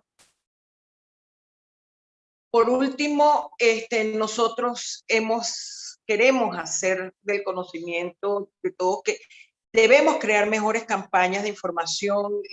Yo soy una convencida, y el doctor Castro de repente pueda invalidar o no lo que estoy diciendo, pero creo que hace falta más información en cuanto a lo que es el tratamiento primario de esta enfermedad, para que la gente tome las previsiones del caso, atienda oportunamente y sea menos necesario la participación en centros de salud. Eso, las empresas podemos ser perfectos canales de difusión de todo este tipo de información. Creo que se debe aumentar las campañas informativas si queremos realmente controlar lo que estas nuevas olas de contagio que están ocurriendo, y hay un compromiso real de la empresa en que esto ocurra. Nadie más interesado que nosotros que volver a una normalidad, y por eso nuestra propuesta de eliminar el 7x7. Sabemos que tenemos picos de contagio importantes en este momento, pero creo que aquí en Venezuela se ha malinterpretado el 7x7. Mi hija, que está en España, me dice que la empresa en la que ella trabaja, lo que hicieron fue dividir el personal en dos, y un grupo, el 50% trabaja una semana y el otro 50% trabaja la semana siguiente. Los que no van a la empresa hacen trabajo desde su casa. Y así, cuando ocurre un foco de contagio, pues saben cómo aislar a solamente la mitad de la empresa, y el resto, y la otra mitad continúa operativa. Creo que debemos, probablemente aquí no podamos hacer tanto como eso de 50% una semana y 50% la semana siguiente, pero sí idear alguna manera, horario. Nosotros estamos dispuestos a sentarnos a conversar, a idear nuevas formas para reducir la aglomeración en los comercios, en los centros comerciales, para reducir lo que es el congestionamiento también en el servicio de transporte público. Hay que buscar la forma de que la gente no se vea urgida o necesitada de salir durante estas semanas de flexibilización y quedarse represada en su casa en las semanas de radical. El sector empresarial, como lo ha expresado Fedecámaras y como lo han expresado todos los organismos gremiales del país, afiliados a Fedecámaras, estamos completamente comprometidos con la campaña de vacunación. Nosotros no solamente hemos ofrecido el contribuir económicamente, y en eso ha habido una respuesta enorme por parte de las empresas afiliadas o no a Fedecámaras y a sus distintos organismos, de no solamente contribuir económicamente, como dije, en la vacunación de nuestros trabajadores, sino incluso llegar un poco más allá a los familiares de los trabajadores.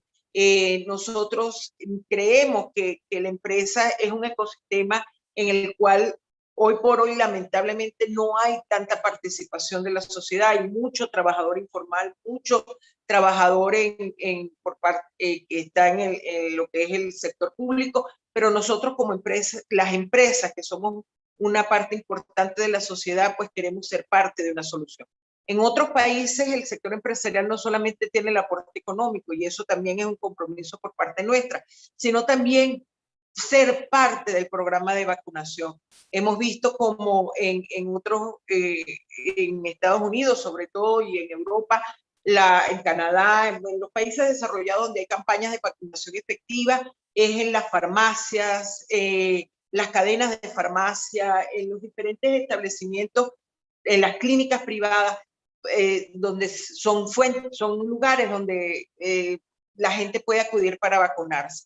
Nosotros ofrecemos todas esas instalaciones, toda esa infraestructura para poder tratar de acelerar un proceso que urge en el país y que sabemos que no es fácil, pero que necesita de todos y cada uno de los venezolanos para poder recuperar la normalidad que tanto requiere, y por supuesto, y con ella la recuperación económica que en Venezuela premia. Muchísimas gracias por la invitación y bueno, espero haber satisfecho las expectativas. Sí, bueno, muchísimas gracias a la ponente. Ahora vamos a abrir el ciclo de preguntas y respuestas. Aquí hay una pregunta directa para la doctora Susana Rafali. Es si a través de Cáritas hay un mecanismo de distribución de de medicamentos en el interior del país. En el caso de que lo hubiera, ¿cuáles? ¿O cuándo lo harán? Sí, buenas. Sí, siempre ha habido, no se ha detenido, a veces hay más inventarios, a veces hay menos, pero lo que es importante saber es que no todas las Cáritas están en la capacidad de ser un dispensario. En general tratamos que las Cáritas en las que haya bancos de medicamentos tengan también dispensario o acceso a la posibilidad de una consulta con algún médico, pediatra en algunos casos, o médico general. Entonces, lo más fácil es, si me comentas por mensaje directo, desde qué lugar del país estás preguntándolo, para decirte a cuál Cáritas abocarte. No hay medicamentos de alto costo allí, no hay medicamentos para enfermedades muy complejas, pero desde luego algo de inventario tenemos para afecciones de salud más sencillas.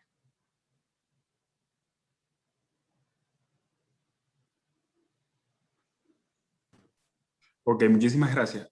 Hay una segunda pregunta para la doctora Rafali. Podemos inferir que el COVID está empujando al país aún más profundo en empobrecimiento, con las más duras consecuencias para la gente. ¿Se estará gestionando la ayuda humanitaria en estos momentos para aliviar la situación que se agravaría más con un tercer pico? Sí, yo puedo casi asegurar que las necesidades humanitarias más críticas se han profundizado durante este año, y que hasta tanto no podamos volver a niveles mínimos de funcionamiento económico y de normalización incluso de las ayudas familiares que nos vienen afuera, aunque sabemos que ese no es el escenario ideal para el país, pero era lo que nos mantenía. Esas necesidades se van a ir haciendo cada vez más críticas, porque conviven las medidas de mitigación de la pandemia con, especialmente las de disminución de la actividad económica, conviven con los factores que están ahí, que parecieran no retroceder. No hay señal alguna de que aquí vayamos hacia una rectificación de los desequilibrios económicos que están generando la hiperinflación, o hacia la posibilidad de sincerarnos con el cono monetario. Entonces, yo sí creo definitivamente que esto se va a profundizar. Y lo segundo es que la ayuda humanitaria no la estamos esperando. La ayuda humanitaria está entrando a una escala grande desde el año 2018. El mecanismo de respuesta humanitaria internacional está activo en el país desde el 2018, y a pesar de que están entrando fondos considerables, está muy subfinanciado todavía el plan humanitario de respuesta que se tiene formulado. Ese es un plan que para el año pasado alcanzaba los $800 millones, y se han captado aproximadamente 240, 250 millones de dólares. Hay una perspectiva muy optimista en cuanto a la entrada del Programa Mundial de Alimentos, con un programa de 200 millones adicionales a eso, anuales. Pero lo que hay que dejar claro es que así sea el 40 o el 30% de lo que se ha estimado, o así llegamos al 100% de lo que se ha estimado, pudiera ser que aún al 100% del ingreso de la ayuda humanitaria que se espera, muchos de nosotros ni siquiera lo notemos, porque la ayuda humanitaria no está supuesta a entrar en los países para que todos nos sintamos mejor, para que todos estemos más aliviados, para que todos tengamos un poco más de bienestar. La acción humanitaria está destinada específicamente a la población más en riesgo, para quienes tener la ayuda, tener acceso a la ayuda, no tenerla es cuestión de vida o muerte. Entonces, eso es importante mantenerlo a la vista, porque yo pienso que se hizo tanto advocacy, tanta incidencia para que se abriera el canal humanitario, que cuando verdaderamente se abrió, además se sabía que no era un canal como uno los ve en las películas, con camiones entrando con alimentos y medicinas para todos, y no, sino que eran los mecanismos de financiación humanitaria. Eso ya sucedió. El plan humanitario de respuesta va por su tercer año, ha entrado una cantidad considerable de ayuda, y muchos de nosotros todavía no lo sabemos. Y es por eso, porque está destinado a priorizar dentro de las personas en necesidad humanitaria en el país, que es más o menos el 80 o 90% de la población, quizás a ese 30, 40% que colapsa si no la recibe y que o se muere o está ahorita intentando salir del país. Ok, muchísimas gracias. Una pregunta para el doctor Julio Castro. Durante las reuniones con el ministro, ¿se ha abordado el tema de la corrupción que está ocasionando el mercado negro de las vacunas contra el COVID-19? ¿Están haciendo algo para investigar esto? Fíjense, creo que, y complementando un poco, y de acuerdo con lo que comentó Susana, yo creo que no hay ninguna duda en Venezuela que el espacio humanitario se ha ensanchado. ¿Qué es el grado de necesidad que tenemos? No. Pero también, como ella muy bien lo expresó, y yo voy a recalcar en ese sentido, a veces la gente no entiende mucho qué significa la ayuda humanitaria y recibimos cientos de preguntas todos los días. Mi hermana tiene una esclerosis múltiple y recibe un tratamiento de alto costo. ¿Eso es ayuda humanitaria? No. ¿El tratamiento para los pacientes con cáncer, eso es ayuda humanitaria? No.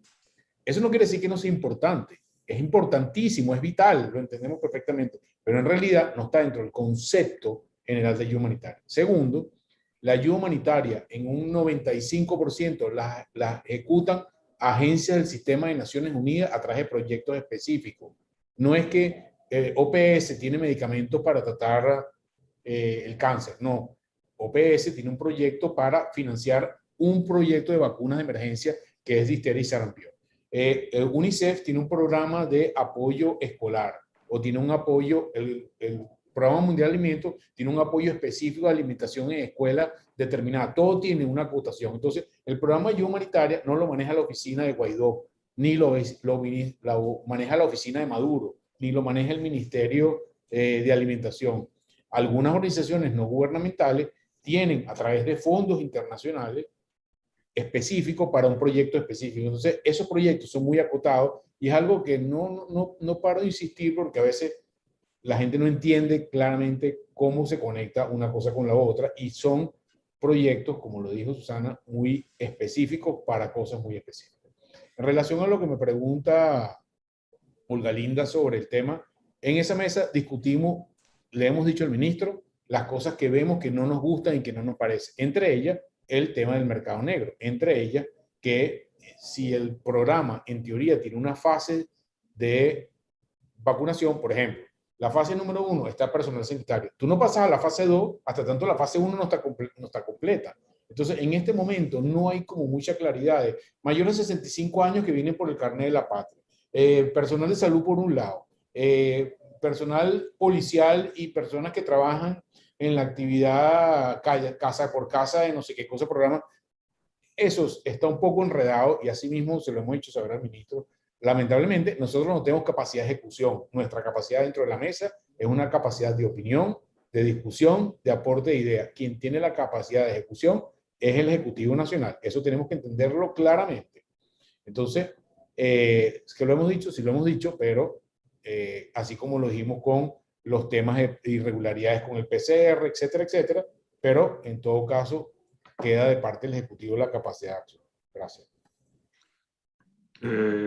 La siguiente pregunta, ¿se ha estimado en cuánto tiempo, si fuese el caso, las mutaciones del virus pudieran dejar sin efecto a las vacunas? A mí la pregunta en el chat. Fíjense, yo les voy a dar un consejo. Bájenle 2 a las variantes, ¿ok? No podemos hacer nada por las variantes. El ser humano no puede...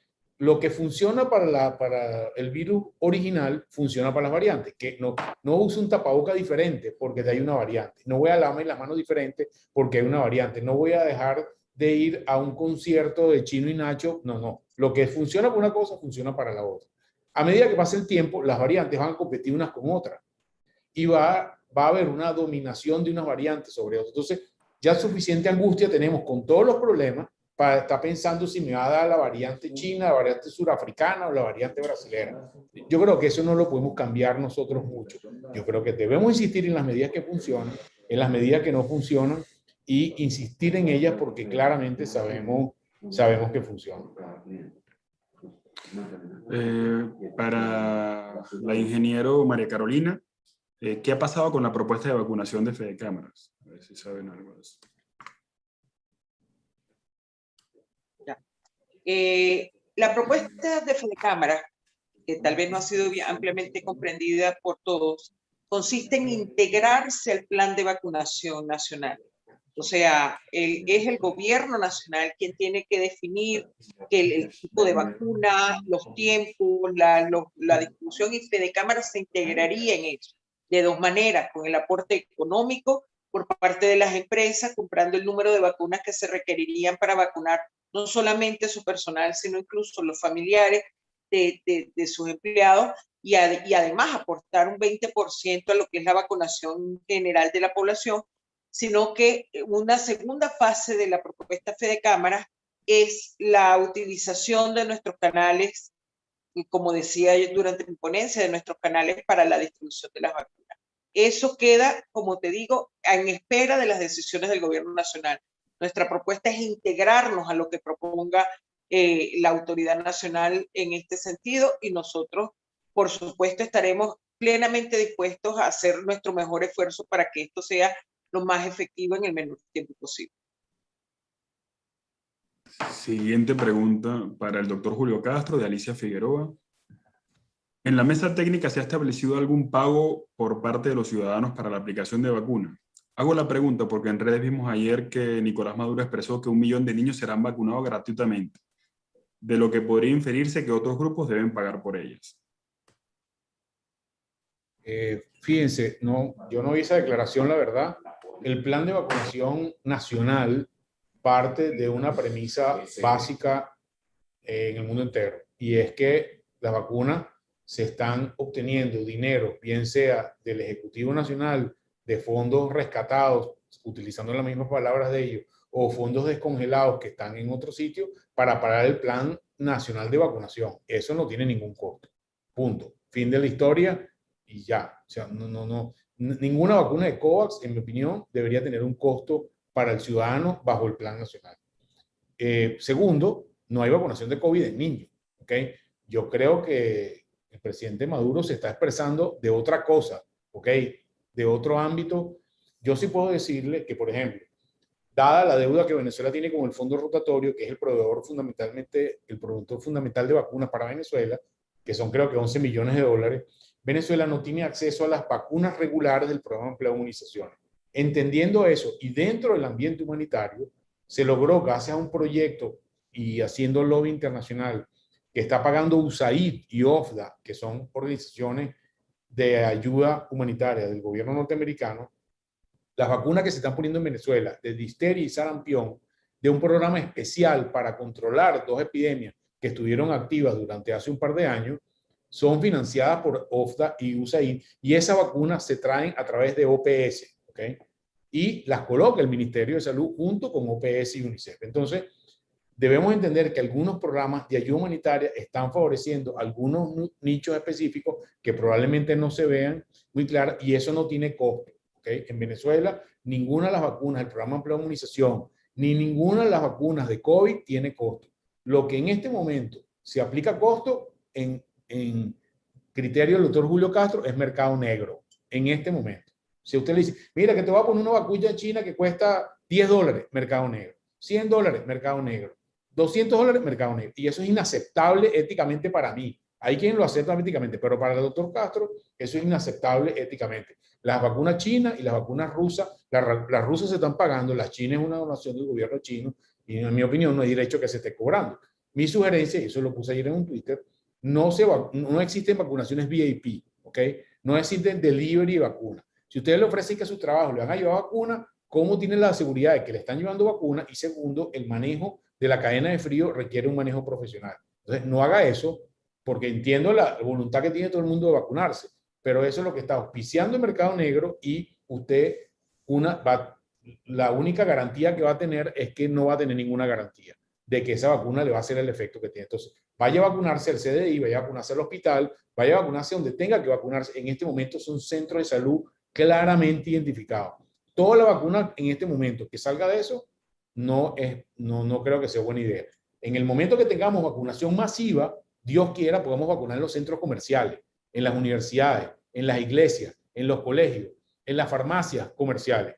Dios quiera que podamos hacer eso para hacer que tú tengas que caminar una cuadra nada más para vacunarte donde lo que te quede cerca. Pero en este momento no. En este momento es una vacunación focalizada con esas características que nos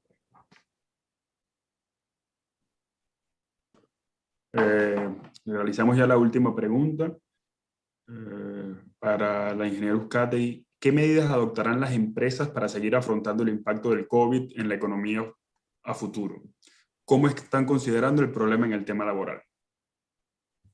Mira, que la mayoría de las empresas ha hecho su mejor esfuerzo para tratar de mantener sus nóminas, incluso con la baja producción que hemos tenido durante toda esta situación.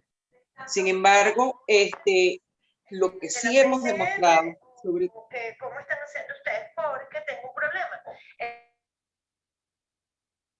Perdón, lo que sí hemos demostrado es el compromiso que tenemos tanto con el tema de información a la comunidad, protección de nuestros trabajadores.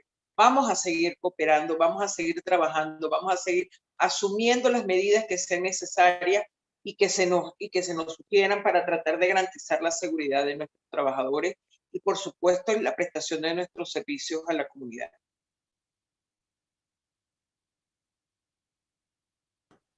Bueno, muchísimas gracias. Para concluir, pudiéramos tener como conclusión que ha habido negligencia de parte gubernamental, pudiendo haberse preparado para lo que venía, no se hizo. Hemos visto negligencia, hemos visto improvisación a la hora de atacar el tema de la pandemia en Venezuela, que vino a agravar una situación que ya tenía años agravándose en el país y convirtiendo a Venezuela en uno de los países con mayor vulneración desde el punto de vista humanitario, pero también muchísima incapacidad, una incapacidad para dar respuesta a pesar de todos los esfuerzos de organizaciones sociales, de gremios, para tratar de ayudar a salir de esta situación. Hemos visto incapacidad, hemos visto oídos sordos a los planteamientos de los expertos, y esto, por supuesto, quien lo está pagando es el pueblo de Venezuela.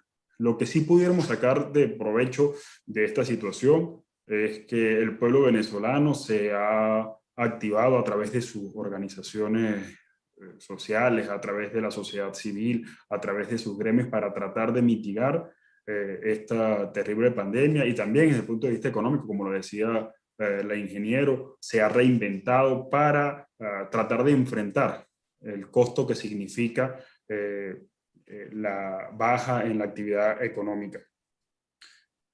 Desde aquí un llamado al pueblo venezolano a que siga manteniendo las medidas de seguridad. Mientras nosotros no podamos tener una vacunación efectiva, mientras no podamos llegar a ese 70% de la población que dicen los expertos, que decía el doctor Julio Castro, que debe estar vacunado para lograr la inmunidad de rebaño, inmunidad de grupo, nosotros tenemos que seguir lavándonos las manos con las medidas de protección, las medidas de bioseguridad, para que esta pandemia no siga afectando a los venezolanos. Cifras muy dolorosas hemos escuchado aquí, cifras que nos hacen reflexionar, cifras que nos ponen en alerta, y como decía el doctor Castro, esto no ha pasado, viene una segunda ola, estamos en una segunda ola que es mucho más fuerte que la anterior, esto pudiera seguir hasta el 2022, y por eso el llamado a que nosotros nos protejamos, nosotros como ciudadanos trabajemos en función de que esto no siga expandiéndose. De verdad queremos agradecerle a Universitas por el apoyo y el soporte técnico, a la Universidad Católica Andrés Bello y por supuesto al Instituto de Estudios Parlamentarios Fermín Toro por este importante evento. Agradecerle a los ponentes y sobre todo a esos ciudadanos, a esos venezolanos que se conectaron para seguirse informando acerca de la situación que estamos padeciendo con el COVID. Muchísimas gracias y bueno, queden atentos para las próximas convocatorias a los próximos foros.